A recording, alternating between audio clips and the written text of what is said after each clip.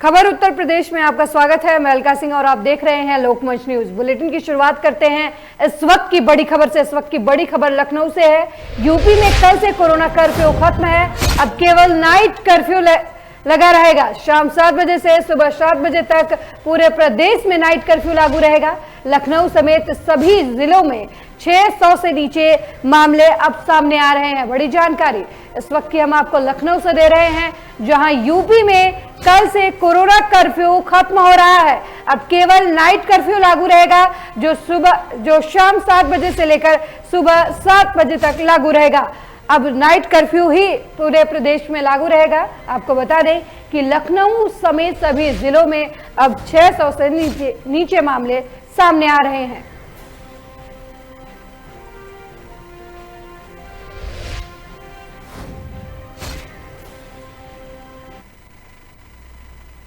बड़ी खबर लखनऊ से है, जहां विधान परिषद में अब बीजेपी की सीटें बढ़ जाएंगी। आपको बता दें कि परिषद में 5 जुलाई को 4 सदस्यों का कार्यकाल समाप्त हो रहा है। पदों पर बीजेपी के सदस्यों का मनोनयन तय है। उच्च सदन में बीजेपी की सदस्य संख्या 32 से बढ़कर 36 हो जाएगी। मनोनयन के बाद सदन में सपा की सदस्यता संख्या घटकर 47 रह जाएगी। मनोनीत कोटे से चयनित सदस्यों का कार्यकाल समाप्त हो रहा है, जिसमें शिवराम सिंह यादव, लीलावती कुशवाहा, रामवृक्ष सिंह यादव और जितेंद्र यादव का कार्यकाल समाप्त हो रहा है। बड़ी जानकारी इस वक्त की हम आपको लखनऊ से दे रहे हैं, जहां पर विधान परिषद में अब बीजेपी की ताकत बढ़ जाएगी। परिषद में 5 जुलाई को 4 सदस्यों का कार्यकाल समाप्त हो रहा है। अब इन पदों पर बीजेपी के सदस्यों का मनोनयन तय है। उच्च सदन में बीजेपी के सदस्य संख्या 32 से बढ़कर अब 36 हो जाएगी। मनोनयन के बाद सदन में सपा की सदस्य संख्या घटकर 47 रह जाएगी। मनोनीत कोटे से चयनित सदस्यों का कार्यकाल समाप्त हो रहा है, जिनमें श्रीराम सिंह यादव, लीलावती कुशवाहा, रामवृक्ष यादव और जितेंद्र यादव का कार्यकाल समाप्त हो रहा है। इस खबर पर ज्यादा जानकारी के लिए bureau chief Asif Beg phone line पर जुड़ चुके हैं। आसिफ, विधान परिषद में बीजेपी की ताकत बढ़ने वाली है। 4 सदस्यों की जो कार्य समय है वो खत्म होने वाला है। क्या कुछ अपडेट है इस मामले में? जी बिल्कुल अलका, बता दूं कि विधान परिषद में जो सदस्यों की सदस्यता जो है 5 जुलाई को समाप्त हो जाएगी और इसमें 4 सदस्य हैं जो मनोनीत कोटे से श्रीराम यादव, लीलावती कुशवाहा, रामवृक्ष सिंह यादव और जितेंद्र यादव का कार्यकाल समाप्त हो रहा है। अब जो है 4 सदस्य जो है बीजेपी की तरफ से मनोनीत किए जाएंगे। इस हिसाब से बीजेपी के सदस्यों की संख्या 32 से बढ़कर 36 हो जा रही है और वहीं जो है सपा के सदस्यों की संख्या जो है 47 रह जाएगी। ऐसे में जो है कहीं ना कहीं जो है बीजेपी के सदस्यों की संख्या बढ़ेगी और विधान परिषद में भाजपा की ताकत जो है बढ़ जाएगी मनोनयन के बाद। और आपको बता दूं कि 5 जुलाई के बाद ही जो है बीजेपी के जो 4 सदस्य हैं मनोनीत होंगे और उन्हें जो है विधान परिषद की सदस्यता दी जाएगी। इससे जो है कहीं ना कहीं जो है क्या कुछ इस मामले में जानकारी है कि किन बीजेपी नेताओं को विधान परिषद में सदस्यता दी जाएगी?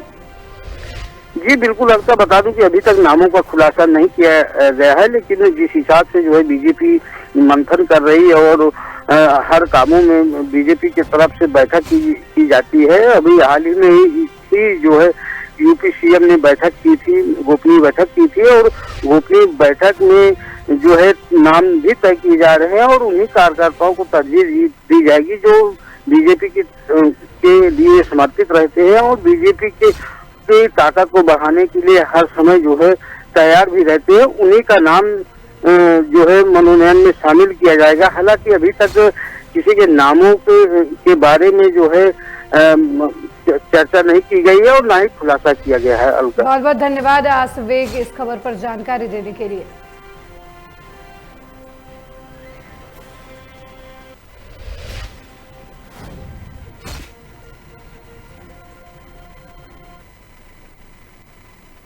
अगली खबर भी लखनऊ से है, जहां महिला प्रधानों को प्रशिक्षण देंगे विश्वविद्यालय। राज्यपाल ने विश्वविद्यालयों को ये निर्देश दिया है। सिद्धार्थ विश्वविद्यालय, एपीजे अब्दुल कलाम विश्वविद्यालय को निर्देश दिए गए हैं। राज्यपाल की तरफ से आगामी 21 जून को योग दिवस का आयोजन किया जाएगा। इस दौरान महिला प्रधानों में योजनाओं की जानकारी दी जाएगी, साथ ही बृहद वृक्षारोपण अभियान भी चलाया जाएगा। बड़ी जानकारी इस वक्त की हम आपको लखनऊ से दे रहे हैं। आपको बता दें कि महिला प्रधानों को प्रशिक्षण विश्वविद्यालय देंगे। राज्यपाल ने विश्वविद्यालयों को ये दिशा निर्देश दिए हैं। सिद्धार्थ विश्वविद्यालय, एपीजे अब्दुल कलाम विश्वविद्यालय को राज्यपाल की तरफ से निर्देश दिए गए हैं। आगामी 21 जून को योग दिवस का आयोजन करके महिला प्रधानों में योजनाओं की जानकारी दी जाएगी, साथ ही बृहद वृक्षारोपण अभियान भी चलाया जाएगा।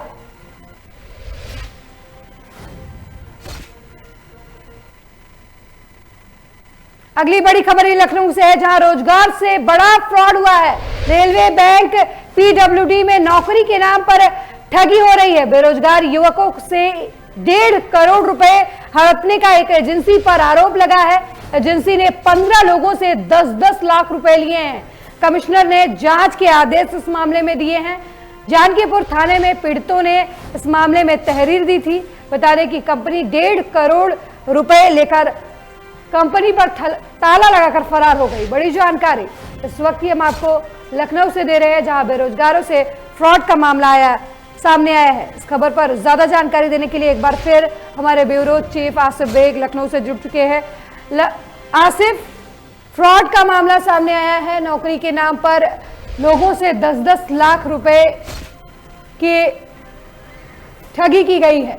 क्या कुछ जानकारी है? जी अलका, बता दूं कि पूरा मामला जो है प्रदेश की राजधानी लखनऊ का है, जहां पर जो है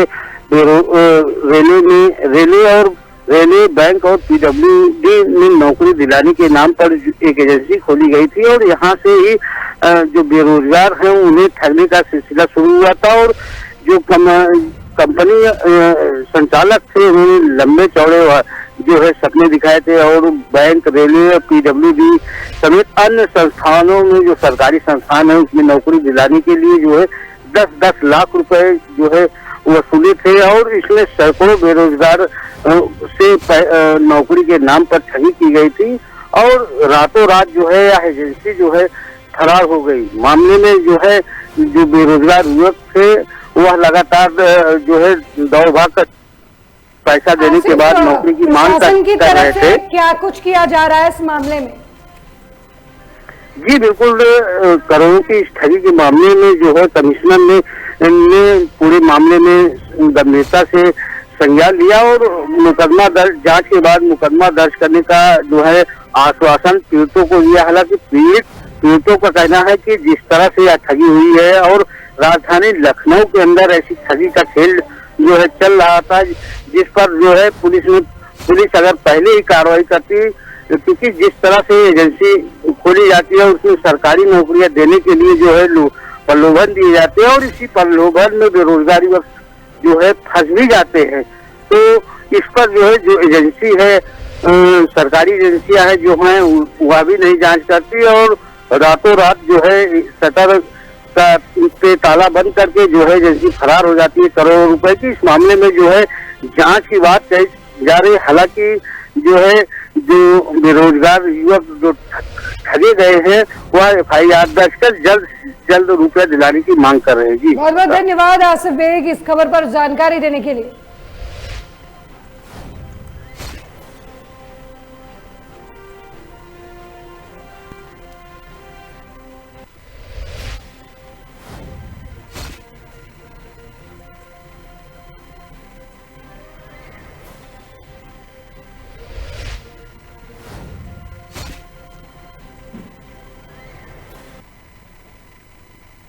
कोविड-19 आपदा में एक तरफ जहां हजारों लोग बेरोजगार हो गए हैं, रोजगार की तलाश में दर दर भटक रहे हैं, वहीं आपदा को अवसर में बदलकर 200 ग्रामीणों को रोजगार देकर कामयाबी की नई इबारत लिख दी है बस्ती जिले के विकास खंड बहादुरपुर के मठेरा निवासी रोशन अली ने। कोरोना काल में गांव लौटे ग्रामीणों को फ्रॉक बनाने की फैक्ट्री में रोजगार दिया और फैक्ट्री भी ऐसी जो हर घर में चल रही है।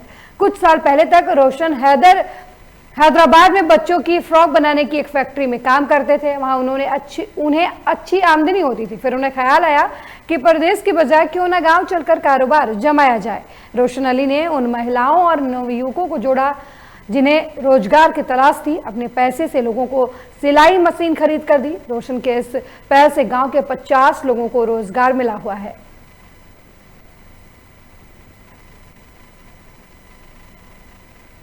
किसके द्वारा आपको काम मिला है? रोशन अली। दिन भर में कितने रुपए का काम हो जाता है? 500 का काम हो जाता है। तो 400 का, 300 का। आर्थिक स्थिति है कैसी है इसमें? जब रोजी है तो अच्छा भी है ना, लॉकडाउन में तो परेशानी तो होगा ना। अच्छा, यहाँ लॉकडाउन चल रहा था, परेशानी थी, ऐसे में ये काम घर पे मिल रहा है तो कैसा लग रहा है? अच्छा लग रहा है ना, अगर ना मिले तो खाने के लिए नहीं मिलेगा। आपके अलावा भी इस गांव में और भी महिलाएं, कितनी महिलाएं काम करती हैं? बहुत से करते हैं, जब मजबूरी आए तो बहुत से करे लगते हैं ना। तो क्या मिलता है वहाँ से, क्या क्या मिल जाता है आपको? यहाँ अभी हम लोग लॉकडाउन में आए हैं वापस। पहले वहाँ दिल्ली बम्बई में काम करते थे तो वहाँ 400-500 रुपये काम कर लेते थे। अभी यहाँ जब से आए हम लोग लॉकडाउन में, हमको काम कहीं मिल नहीं रहा था तो यहाँ आए 250-300 रुपये काम हम लोग कर लेते हैं। उतने में हमको बहुत सुकून है। हम अपने परिवार में रह रहे हैं कोरोना टाइम में, और हम लोग को बहुत अच्छा लग रहा है कि भाई रोशन भाई हमको इतना काम दिए हैं। हमको बहुत अच्छा संतुष्टि है। हमारा पूरा परिवार खर्चा वर्चा चल रहा है लॉकडाउन में। ऐसे आपके अलावा वहीं कोरोना कर्फ्यू में ढील के बाद मंगलवार को एक बार फिर दुग्धेश्वर नाथ मंदिर के कपाट खुल गए हैं। कोरोना की वजह से सिर्फ वैक्सीन लगे हुए श्रद्धालुओं को ही मंदिर में प्रवेश मिलेगा। इसके अलावा कोरोना रिपोर्ट के साथ आने वाले श्रद्धालुओं को भी मंदिर में प्रवेश की अनुमति है। दुग्धेश्वर नाथ मंदिर के महंत नारायण गिरी जी महाराज ने कहा कि मंदिर में केवल उन्हीं लोगों को प्रवेश मिलेगा जो वैक्सीन सर्टिफिकेट के साथ आएंगे या फिर 72 घंटे की कोविड जांच रिपोर्ट लेकर आएंगे। उन्होंने कहा कि मंदिर को पूरी तरीके से सैनिटाइज किया गया है। साथ ही कहा कि मंदिर में लगी किसी भी मूर्ति या साधु संत को स्पर्श नहीं करना है। दूरी बनाकर केवल शिवलिंग पर दूध या जलाभिषेक कर सकते हैं। इस खबर पर ज्यादा जानकारी देने के लिए हमारे संवाददाता आकाश गाजियाबाद से जुड़ गए हैं। आकाश, दुग्धेश्वर नाथ मंदिर खुल चुका है, क्या कुछ जानकारी है? देखिए, जो गाजियाबाद का दुग्धेश्वर नाथ मंदिर है बड़ा ही प्राचीन मंदिर है और कोरोना काल में काफी समय से बंद पड़ा हुआ था। इस तरीके से देखते हुए प्रशासन ने मंदिरों को खोलने के आदेश दे दिए गए हैं। उसके बाद आज मंदिर खुले हैं और लोगों को अंदर जाने का सौभाग्य प्राप्त हुआ है। आकाश, मंदिर में भीड़ नजर आ रही है, क्या लोग मंदिर पहुंच रहे हैं आम दिनों की तरह या फिर अभी भी लोग एहतियात बरत रहे हैं? देखिए, पहले मंदिर में ज्यादा भीड़ रहती थी क्योंकि सोमवार के समय में दुग्धेश्वर नाथ भोलेनाथ का मंदिर है और उसको लेकर वहां पर ज्यादा भीड़ रहती थी। लेकिन अब यहाँ पर कम भीड़ दिखाई दे रही है क्योंकि पहले तो कोरोना का आपको सर्टिफिकेट देना पड़ेगा, उसके बाद ही या आपने वैक्सीन लगवाई है तभी मंदिर के अंदर एंट्री दी जाएगी और किसी भी मूर्ति को या जल अभिषेक आप नहीं कर सकते हैं। जी, बहुत बहुत धन्यवाद आकाश इस मामले में जानकारी देने के लिए।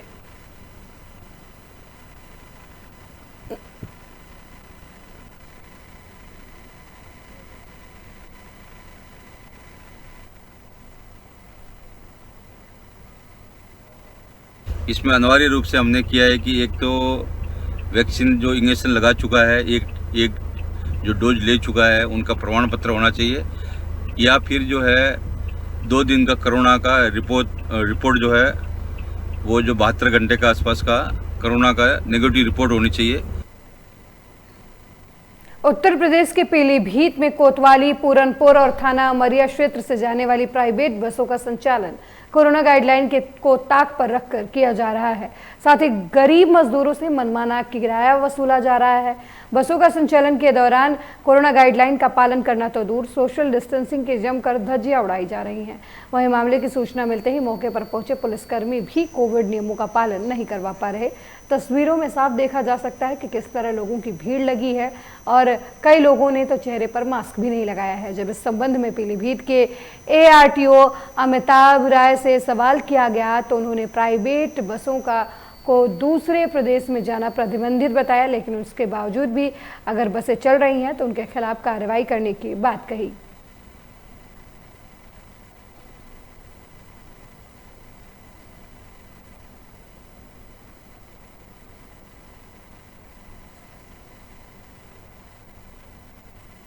अगली खबर महाराजगंज जिले से है, जहां लक्ष्मीपुर ब्लॉक के ग्राम सभा गजपति के सार्वजनिक सामुदायिक शौचालय पर ताला लटका नजर आ रहा है, जबकि ग्रामीण क्षेत्रों के अधिकांश लोग खुले में शौच जाने को मजबूर हैं।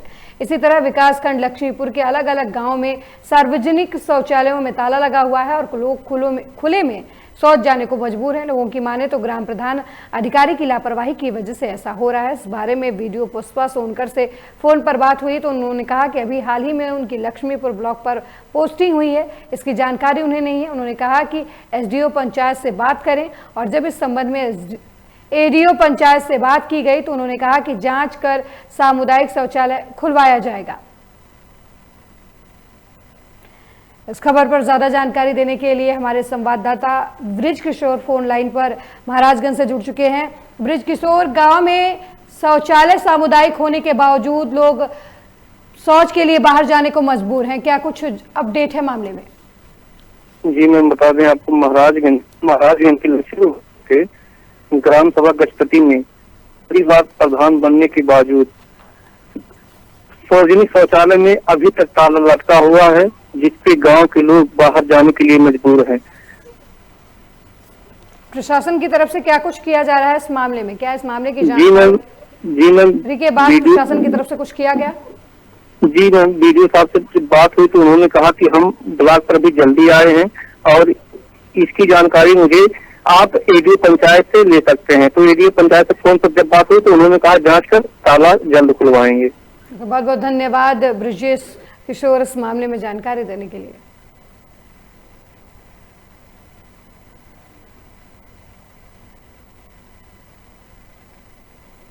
बड़ी खबर लखनऊ से है, जहां पॉलिटेक्निक चौराहों पर बदमाशों से मुठभेड़ हुई।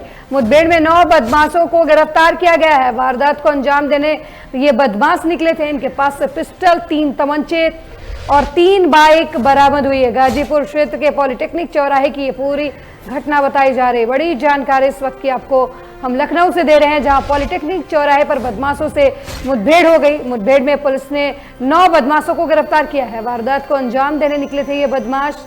इनके पास से पिस्टल, 3 तमंचे और 3 बाइक बरामद हुई है। गाजीपुर क्षेत्र के पॉलिटेक्निक चौराहे का ये पूरा मामला बताया जा रहा है।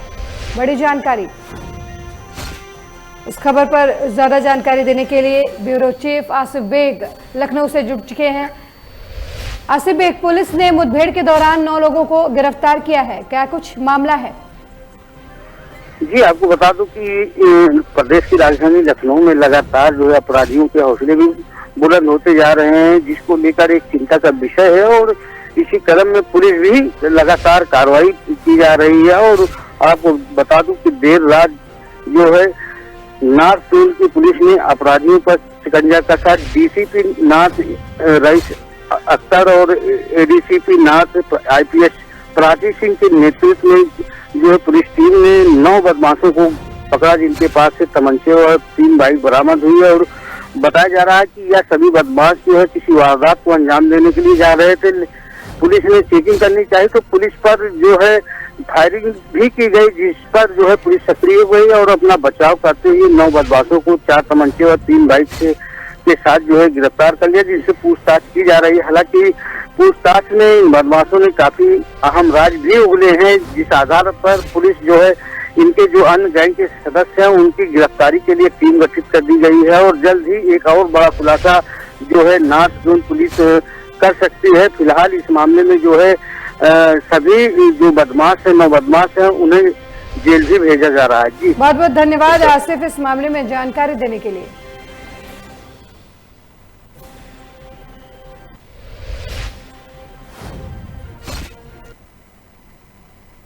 अगली खबर मुजफ्फरनगर से है, जहां सोमवार को अलग अलग थाना क्षेत्रों में पुलिस और बदमाशों के बीच 3 मुठभेड़ हुई, जिसमें पुलिस की गोली लगने से 4 बदमाश घायल हुए। तो वहीं इन बदमाशों को पुलिस ने 5 तमंचे, कारतूस और 3 मोटरसाइकिल भी इनके पास से बरामद की। आपको बता दें कि तीसरी मुठभेड़ देर रात तितावी थाना क्षेत्र के मुकुंदपुर झाल पर उस समय हुई जब पुलिस ने संदिग्ध चेकिंग अभियान चलाया हुआ था। इस दौरान पुलिस ने जब बाइक सवार 3 बदमाशों को रोकने का इशारा किया तो बदमाशों ने पुलिस पर फायरिंग कर भागने का प्रयास किया, जिसके बाद पुलिस ने घेराबंदी करते हुए जवाबी फायरिंग की। पुलिस की जवाबी फायरिंग में 2 बदमाश घायल हो गए। पुलिस ने तीनों बदमाशों को हिरासत में ले लिया और घायलों को इलाज के लिए अस्पताल में भर्ती करवाया। यहीं इस बदमाशों के पास से पुलिस ने 3 तमंचे, कारतूस, एक संदिग्ध बाइक भी बरामद की है। इस मामले में सीओ फुगाना शरद चंद्र शर्मा ने जानकारी देते हुए बताया कि मुठभेड़ में पकड़े गए बदमाशों पर 1 दर्जन से अधिक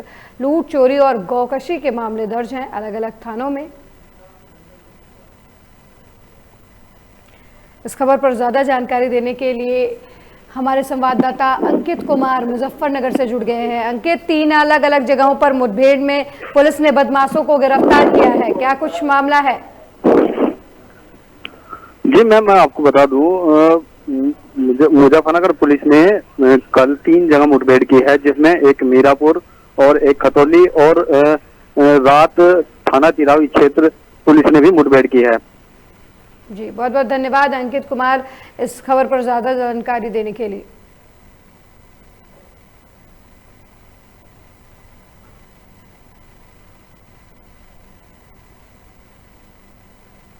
बड़ी खबर सहारनपुर से आ रही है, जहां हैंडपंप को लेकर सहारनपुर की सियासत गर्मा गई है। धरने पर बैठने जा रहे कांग्रेस के 2 विधायकों को पुलिस ने गिरफ्तार किया है। पूर्व मंत्री और कांग्रेस के 2 विधायकों को पुलिस ने हिरासत में लिया है। बेहट विधायक नरेश सैनी, सहारनपुर देहात विधायक मसूद अख्तर को पुलिस ने हिरासत में लिया है। पूर्व मंत्री शयाना मसूद को भी हिरासत में लिया गया है। एसपी देहात और सीओ बेहट ने इन्हें गिरफ्तार किया है। आपको बता दें कि हाईवे पर ही धरने पर बैठ गए थे ये 2 विधायक और पूर्व मंत्री। कोतवाली बेहट कस्बे का ये मामला बताया जा रहा है। बड़ी जानकारी इस वक्त की हम आपको सहारनपुर से दे रहे हैं, जहां हैंडपंप को लेकर सहारनपुर की सियासत गर्मा गई है। आपको बता दें कि धरने पर बैठने जा रहे कांग्रेस के 2 विधायकों और पूर्व मंत्री को पुलिस ने गिरफ्तार कर लिया है। पूर्व मंत्री और कांग्रेस के 2 विधायकों को पुलिस ने हिरासत में लिया है। बेहट विधायक नरेश सैनी, सहारनपुर देहात विधायक मसूद अख्तर को हिरासत में लिया गया है। साथ ही पूर्व मंत्री शयान मसूद को भी हिरासत में लिया गया है। एसपी देहात और सीओ बेहट ने इन्हें गिरफ्तार किया है। खबर पर ज्यादा जानकारी देने के लिए हमारे संवाददाता काशिफ फोन लाइन पर जुड़ चुके हैं। काशिफ, हैंडपंप की राजनीति इस समय सहारनपुर में गरमाई हुई है। कांग्रेस के 3 नेताओं को गिरफ्तार किया गया है, क्या कुछ जानकारी है इस मामले में? जी अलका, मैं आपको बताना चाहूंगा, ये पूरा मामला थाना बेहट क्षेत्र का है, जहां पर 2 दुकानों के सामने हैंडपंप लगा हुआ था। पहले जिन लोगों की दुकान थी उन्होंने ही वही हैंडपंप लगाया था पिछले 30-40 साल पहले। अब वो दुकान बिक चुकी है, वो किसी प्रॉपर्टी डीलर ने वो दुकान ली है, उन्होंने वो प्रशासन से अनुमति लेकर उसको कटवा दिया है प्रशासन ने। उसके बाद विधायक नरेश सैनी जो बेहट से विधायक है कांग्रेस के, वो धरने पर बैठ गए परसों। उसके बाद उनको आश्वासन दिया गया कि जहां से हैंडपंप उतारा गया है वहीं पर हैंडपंप नया लगवा दिया जाएगा एसडीएम द्वारा, लेकिन ऐसा नहीं किया गया सहारनपुर प्रशासन की ओर से। तो आज फिर से पूर्व मंत्री काजी शयान मसूद अख्तर और नरेश सैनी, तीनों नेता शीर्ष नेता है सहारनपुर के कांग्रेस के, वो धरने पर बैठने के लिए जा रहे थे। कांग्रेसी नेताओं का इस गिरफ्तारी के बाद क्या कुछ कहना है इस मामले? जी अलका, मैं आपको जानकारी दूं, कांग्रेसी नेताओं को व्यक्तिगत मुचलके भरवाकर छोड़ दिया गया है फिलहाल पुलिस की ओर से। उनको डिटेन किया गया था लेकिन उनको छोड़ दिया गया है। अभी उनका कहना है कि भाजपा जो है वो राजनीति कर रही है, हिंदू के नाम पर, मुस्लिम के नाम पर और अलग अलग समुदाय होने के नाम पर राजनीति कर रही है भारतीय जनता पार्टी। आरएसएस के लोगों ने भी कल वहां पर बैठकर हनुमान चालीसा पढ़ी, बजरंग दल के लोग भी उसमें मौजूद थे। तो उनका यही कहना है कि भाजपा और आरएसएस के जो लोग हैं वो राजनीति कर रहे हैं हिंदू मुस्लिम की। जी बहुत बहुत धन्यवाद इस खबर पर जानकारी देने के लिए।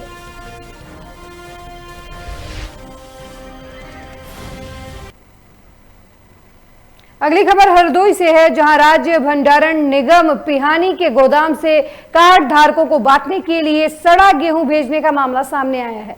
मामला हरियाणा ब्लॉक के बिजगवा एसएफसी गोदाम का है, जहां रविवार को पिहानी स्थित राज्य भंडारण निगम की गोदाम से उचित दर पर विक्रेताओं को आवंटन के लिए सड़ा गेहूं भेज दिया गया।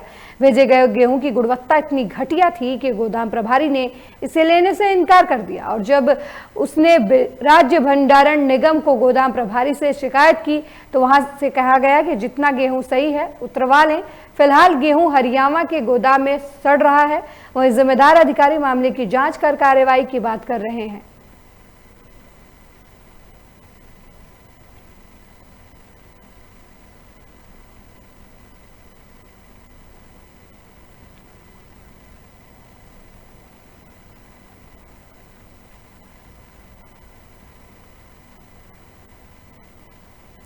हरदोई में कार्ड धारकों के हिस्से का जो गेहूं है वो गोदाम की तरफ से सड़ा हुआ भेजा गया था, जिसकी वजह से गोदाम एएफसी गोदाम के संचालकों ने गेहूं लेने से मना कर दिया और गोदाम में रखे हुए गेहूं सड़ रहे हैं।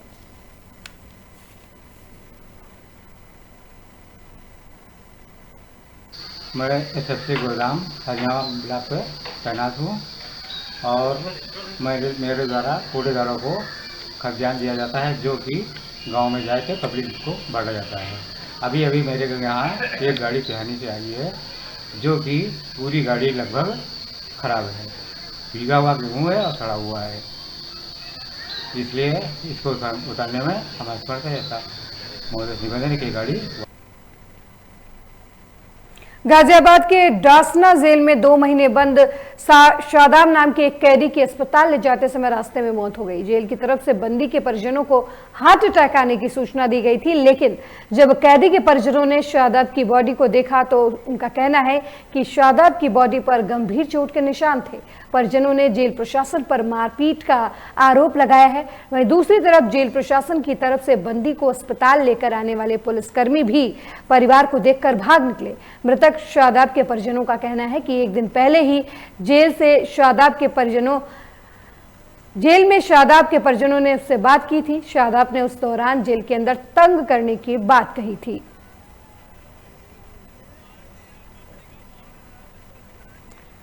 इस खबर पर ज्यादा जानकारी देने के लिए हमारे संवाददाता गाजियाबाद से आकाश फोन लाइन पर जुड़ गए हैं। आकाश, जेल में बंद कैदी शादाब की मौत हो गई। परिजनों का आरोप है कि उसके शरीर पर गंभीर चोट के निशान हैं, क्या कुछ मामला है? देखिए, जब 20 दिन पहले कैदी से बात होती है परिवार वालों की, 2 महीने पहले बात होती है, तो वो ठीक है इस तरीके की बात सामने आई थी। लेकिन कल जैसे ही गाजियाबाद में जब उसकी डेड बॉडी आई तो भी परिवार में हाहाकार मच गया, जिसके बाद परिजनों ने गंभीर आरोप लगाए हैं जेल प्रशासन पर। इसके बाद देखते हैं क्या कार्रवाई होगी आगे। जी बहुत बहुत धन्यवाद आकाश इस मामले में जानकारी देने के लिए।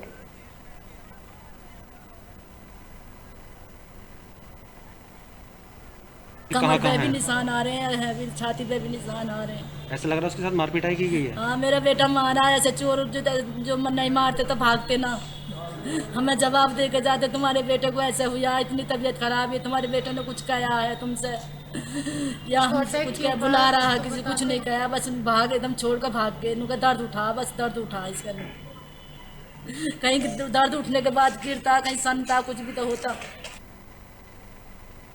बड़ी खबर बुलंदशहर से है, जहां कोविड वैक्सीन सेंटर पर स्टाफ नहीं पहुंचने से लोग परेशान हैं। कोविड वैक्सीन सेंटर की बद इंतजामी का वीडियो सोशल मीडिया पर वायरल हो रहा है। जिला अस्पताल के कोविड वैक्सीन सेंटर का ये वीडियो बताया जा रहा है। बड़ी जानकारी आपको इस वक्त की हम आपको बुलंदशहर से दे रहे हैं, जहां कोविड वैक्सीन सेंटर पर स्टाफ नहीं पहुंच रहा, जिसकी वजह से लोगों को काफी परेशानियों का सामना करना पड़ रहा है। कोविड वैक्सीन सेंटर की बद इंतजामी का वीडियो अब सोशल मीडिया पर वायरल हो रहा है। जिला अस्पताल के कोविड वैक्सीन सेंटर का ये पूरा मामला बताया जा रहा है।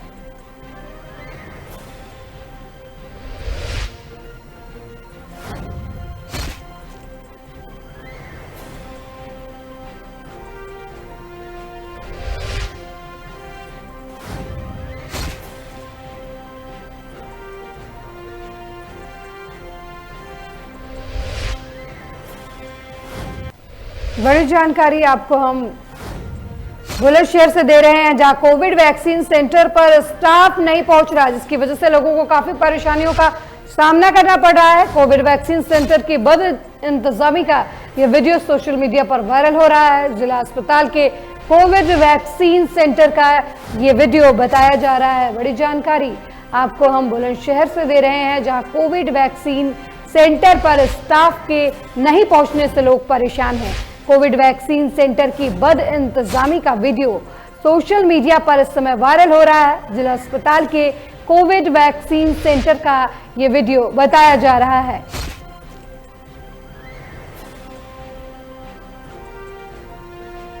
इस खबर पर ज्यादा जानकारी देने के लिए बुलंदशहर से हमारे संवाददाता संजीव भटनागर फोन लाइन पर जुड़ चुके हैं। संजीव, कोविड वैक्सीन सेंटर पर स्टाफ नहीं पहुंच रहा, लोगों को परेशानियां हो रही हैं, क्या कुछ जानकारी है इस मामले में? जी मैं आपको बता दूं, जिला बुलंदशहर के जिला अस्पताल का मामला है, जहां एक ये वीडियो वायरल होता है और जैसे ही इसकी सूचना जिला प्रशासन को और सीएमओ को पता चलती है, तुरंत माफ कीजिए, तुरंत जब हमने इस बारे में सीएमओ से बात करनी चाहिए तो उन्होंने बताया कि वैक्सीन की देरी की वजह से, इस वजह से जो डॉक्टर्स हैं वो वहां पर इंजेक्शन लगवाने लेट पहुंच रहे हैं। लेकिन अगर ये ऐसा है तो वो जो इंजेक्शन लगवाने के लिए मरीज आ रहे हैं या जी बोलिए संजीव, बोलिए। धन्यवाद संजीव इस खबर पर ज्यादा जानकारी देने के लिए।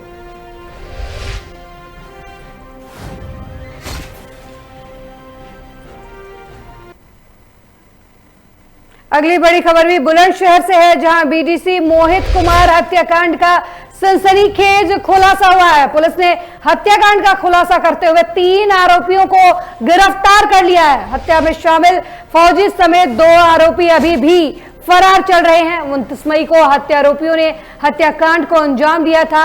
मोहित की अभी तक डेड बॉडी नहीं मिली है। गंगा नदी में अभी भी डेड बॉडी की तलाश जारी है। हत्या में इस्तेमाल स्विफ्ट कार, 2 तमंचे और कारतूस बरामद किए गए हैं।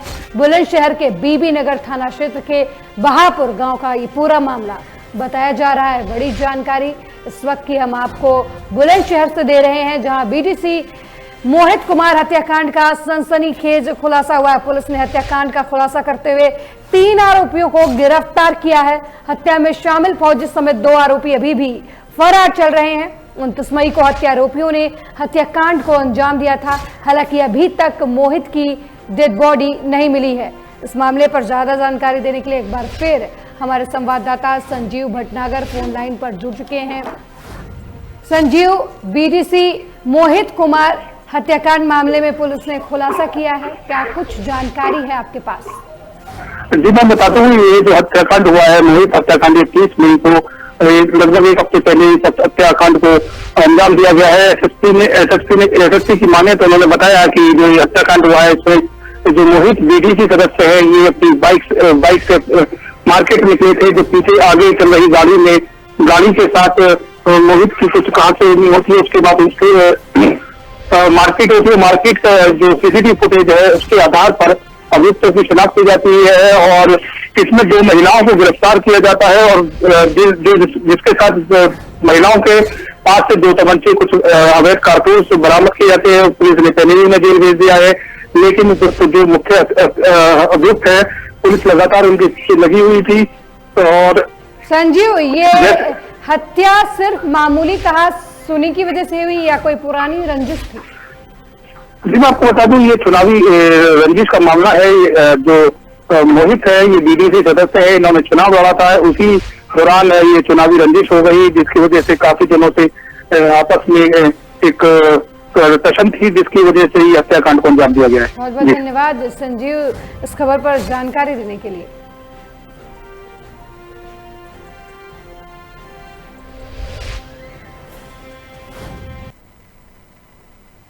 कानपुर देहात में पुलिस का खौफ धीरे धीरे खत्म होता जा रहा है। जिस तरीके से जिले में महिलाओं के साथ मारपीट के मामले सामने आ रहे हैं, पुलिस ऑफिस कहीं ना कहीं पुलिस का ढूलमूल रवैया इसके लिए जिम्मेदार है। पीड़ित महिलाओं को पुलिस ऑफिस जाने के बाद भी केवल पुलिस अधीक्षक साहब का आश्वासन ही मिल रहा है, जिससे जिले में महिलाओं के साथ दबंग मारपीट के मामले बढ़ रहे हैं और दबंगों के हौसले लगातार बुलंद है।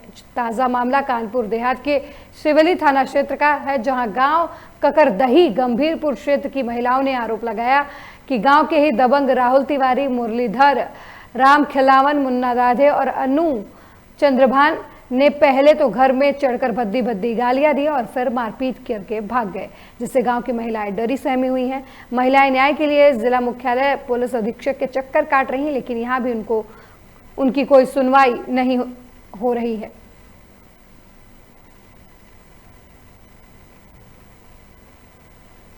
वही जगह में कोई गाड़ी पहुँच देते हैं रोज आकर।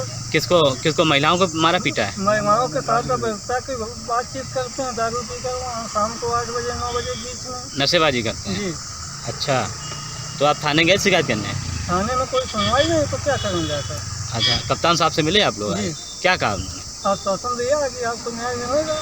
थाने गए थे एप्लीकेशन लगाने, वहाँ कोई सुनता नहीं। राहुल तिवारी का सामान, इतना राहुल तिवारी दमंग है कि सामान गुंडैती कर रहा है, किसी की सुनी नहीं रहा। लड़ाई की, झगड़ा की, हम लोगों को छेड़ता है, गाली गलौज करता है, माँ बहन करता है, रोज गाली देता है, रोज आकर के ना कहता है कि ये भी गिरवा देंगे घर, ये भी गिरवा देंगे, धमकी देता है, धमकी रोज देता है। राहुल तिवारी है, मुरलीधर है, चंद्रभान है, अन्नू है और मुन्ना है, राम खिलावन है, भिक्खू का लड़का राम खिलावन है, वो भी आके हमारे घर पे चढ़ाई करता है, गाली देता है। अशोक है, राधे हैं। थाना पुलिस क्षेत्र से गंभीरपुर गाँव से आज कार्यालय में महिला आई हुई थी, जिन्होंने अपने गांव के ही कुछ लोगों पे मारपीट का आरोप लगाया है और उनका कहना है कि उन्होंने घर गिरा दिया है उनका।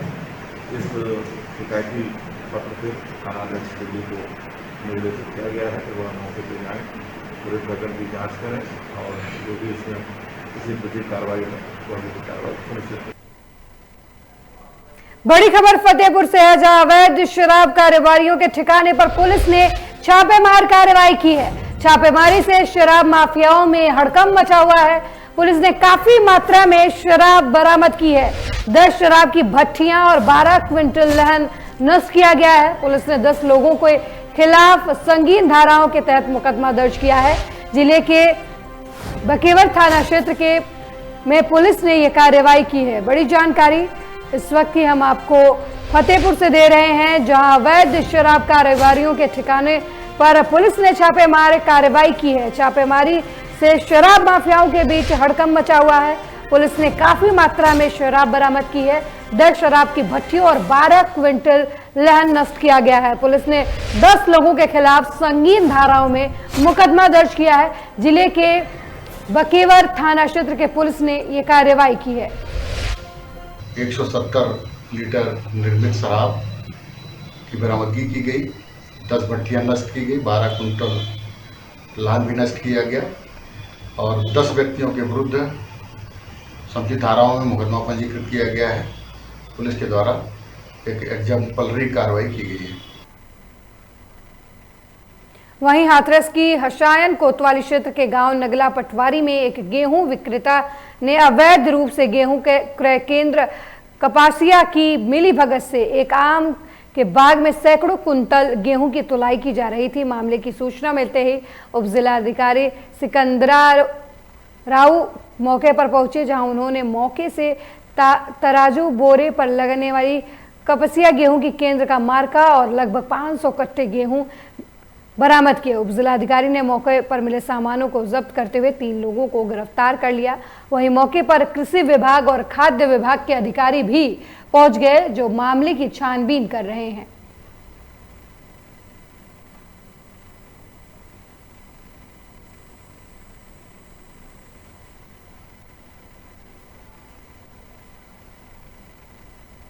इस वक्त की बड़ी खबर आगरा से है, जहां थाना ताजगंज में चोरियों का सिलसिला नहीं रुक रहा है। अब होटल मैनेजर रंजीत की इको कार चोरी हो गई है। होटल के ईस्ट गेट से कार चोरी हुई है। चोरी की घटना सीसीटीवी कैमरे में कैद हो गई है। घटना एक दिन पहले की बताई जा रही है। पुलिस ने मामले में FIR दर्ज कर लिया है। बड़ी जानकारी आपको आगरा से दे रहे हैं, जहां ताजगंज थाना क्षेत्र में चोरियों का सिलसिला नहीं रुक रहा। अब होटल मैनेजर रंजीत की कार चोरी हो गई है। होटल के गेट के सामने से कार चोरी हुई है। चोरी की घटना सीसीटीवी कैमरे में कैद हुई। एक दिन पहले की ये घटना बताई जा रही है। पुलिस ने मामले में एफआईआर भी दर्ज किया है।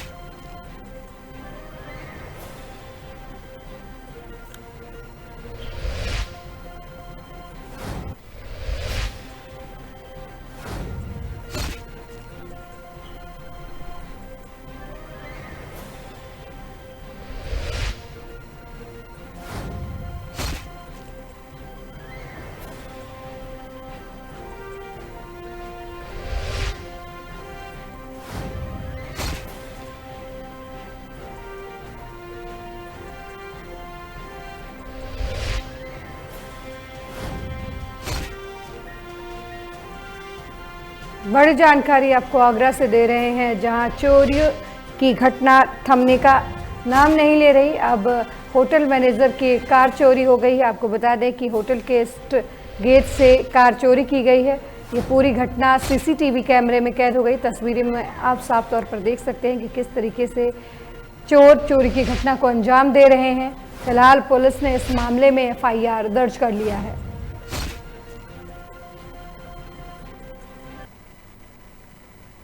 खबर लखनऊ से है, जहां आशियाना थाना क्षेत्र के सेक्टरों में शराब की दुकान का ताला तोड़कर लाखों रुपए की शराब लेकर चोर फरार हो गए। मिली जानकारी के मुताबिक शहीद पथ मानसरोवर योजना पर एक अंग्रेजी शराब की दुकान का ताला तोड़कर दुकान पर रखी 1.5 लाख रुपए की अंग्रेजी शराब चोर चोरी कर ले गए। मामले की जानकारी पाकर मौके पर आशियाना थाना की पुलिस पहुंची और मामले की जांच में जुट गई। सीसीटीवी कैमरे के आधार पर चोरों की तलाश की जा रही है।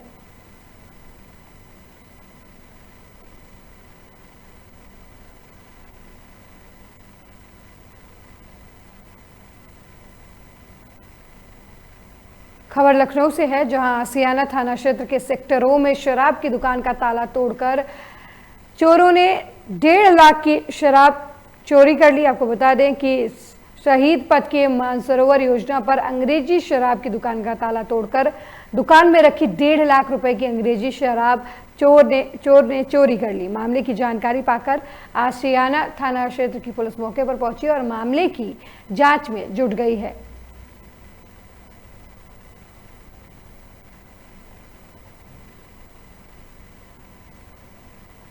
यादव जी, क्या घटना घटित हो गई यहाँ पे? घटना घटित हो गई 3 बज के 2 मिनट करीब पे। कैसे सूचना मिली 3 बजे कुछ घटना जो घटित हुई है? हम लोग सुबह सूचना मिला था। क्या घटना घटित हुई है? कि चोरी हो गया दुकान पे। दुकान पे चोरी हो गया? काहे की दुकान है आपकी? ये शराब दुकान है। कहाँ पर है? यही गढ़ौरा में, न्यू गढ़ौरा। ये पूरा पता क्या है यहाँ का? मानसरोवर सेक्टर हो मानसरोवर न्यू गढ़ौरा। लगभग कितना नुकसान हो गया होगा आपका? करीब गया हमारा।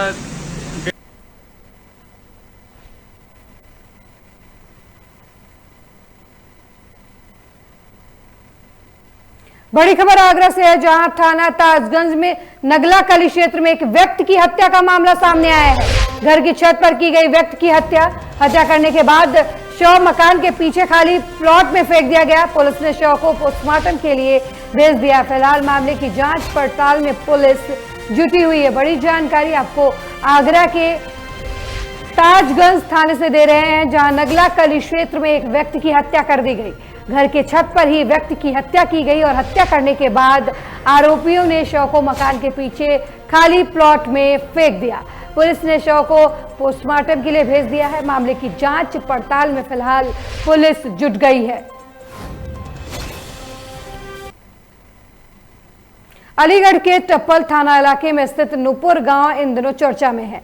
बता दें कि 26 मई को गांव में रहने वाले दो पक्षों के बीच बारात चढ़ाने को लेकर विवाद हो गया, जिसके बाद मारपीट और हाथापाई की नौबत आ गई। इस दौरान एक पक्ष के 11 लोगों के विरुद्ध नामजद एफआईआर दर्ज की गई, जिसमें पुलिस ने 5 लोगों को गिरफ्तार कर जेल भेज दिया। लेकिन मामला यहीं शांत नहीं हुआ। इसके बाद घर बिकाऊ है और पलायन का नया मुद्दा सामने आया, जिसके बाद लड़ाई और कहासुनी दो समुदाय के बीच बनकर रह गई। अब प्रशासन ने आज दोनों पक्ष के लोगों को बुलाकर एक पीस मीटिंग का आयोजन किया। उप जिलाधिकारी और पुलिस उपाधीक्षक खुद मौके पर पहुंचे और मीटिंग की। एसडीएम ने मीटिंग को लेकर कहा कि ग्राम निपुरपुर में एक पीस कमेटी बनाई गई है।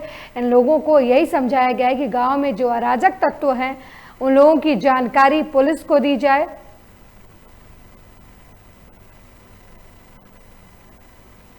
इस खबर पर ज्यादा जानकारी देने के लिए हमारे संवाददाता अलीगढ़ से मोहित गुप्ता फोन लाइन पर जुड़ चुके हैं। मोहित, दो समुदायों के बीच विवाद हुआ, उसके बाद प्रशासन की तरफ से पीस कमेटी की बैठक की गई, क्या कुछ जानकारी है इस मामले में आपके पास? देखिए, बिल्कुल मैं आपको बता दूं कि थाना टप्पल के ये नूरपुर का पूरा मामला है। हालांकि बता दें कि नूरपुर में लगभग 26 तारीख को एक बारात आई थी। बारात दलित समाज के लोगों के द्वारा आई थी। वहां मुस्लिम समाज के लोगों ने बारात नहीं चढ़ने दी थी। ये लगातार आरोप चल रहा था। इसी को मामले रखते हुए उन्होंने जो थाने में शिकायत की।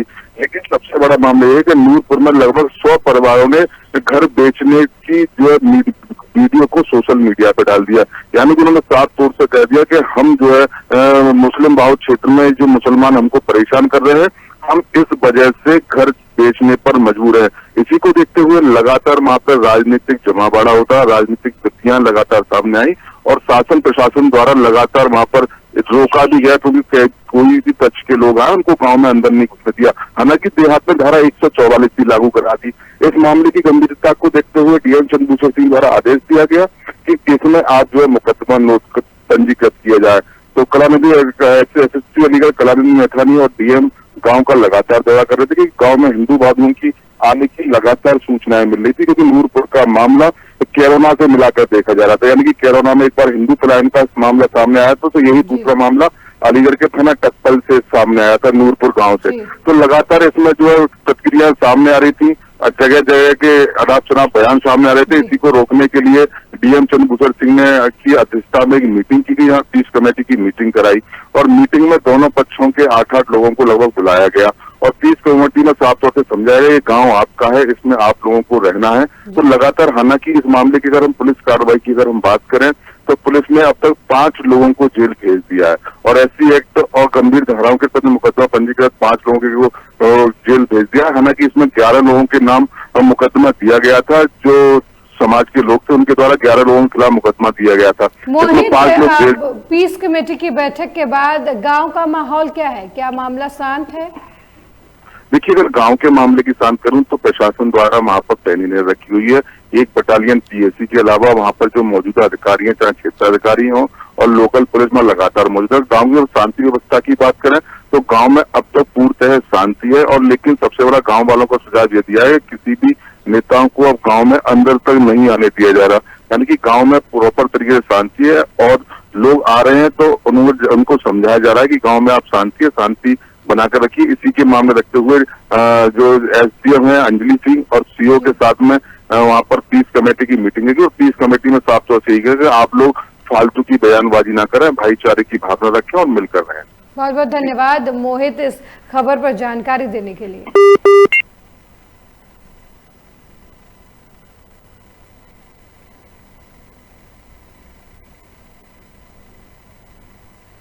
ग्राम नूरपुर के ग्रामीणों की एक पीस कमेटी बनाई गई है, जिसमें दोनों पक्ष के लोग, गणमान्य लोग शामिल हैं।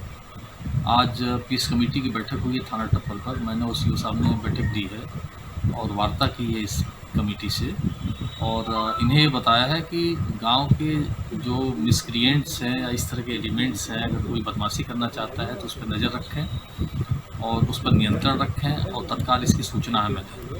किसी भी हालत में ग्राम में शांति भंग नहीं होना चाहिए और किसी के साथ कोई दुर्व्यवहार या अव्यवस्था नहीं होनी चाहिए।